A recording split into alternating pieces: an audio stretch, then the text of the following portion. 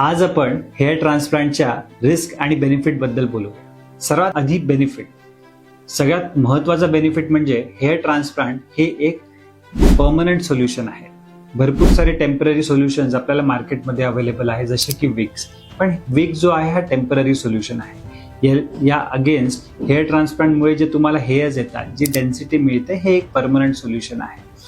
आणि दुसरं म्हणजे हेअर ट्रान्सप्लांटमुळे जो कॉन्फिडन्स बूस्ट होतो, दॅट इज वर्थ नोटिसेबल. हे झालं बेनिफिट बद्दल. तर what are the risk of hair transplant? Hair ट्रान्सप्लांटचा एक रिस्क म्हणजे की मिनिमल स्कारिंग. ज्या ठिकाणून आपण डोनर एरियातून केस काढतो त्या ठिकाणी मिनिमम स्कारिंग होऊ शकते, पण ही स्कारिंग खूप कमी असते, त्यामुळे ते नोटीस इझिली होत नाही. दुसरं म्हणजे इन्फेक्शन. खूप वेळा आपण जो हेअर ट्रान्सप्लांट करतो त्यामध्ये इन्फेक्शन्स होण्याचे चान्सेस असतात. पण तुम्ही एका सर्टिफाईड डॉक्टरकडून एखाद्या सर्टिफाईड सेटअपमध्ये जर हेअर ट्रान्सप्लांट केलं असेल तर या इन्फेक्शनचे चान्सेस खूपच कमी असतात.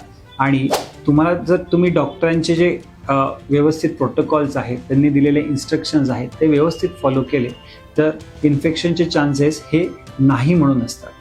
थँक्यू.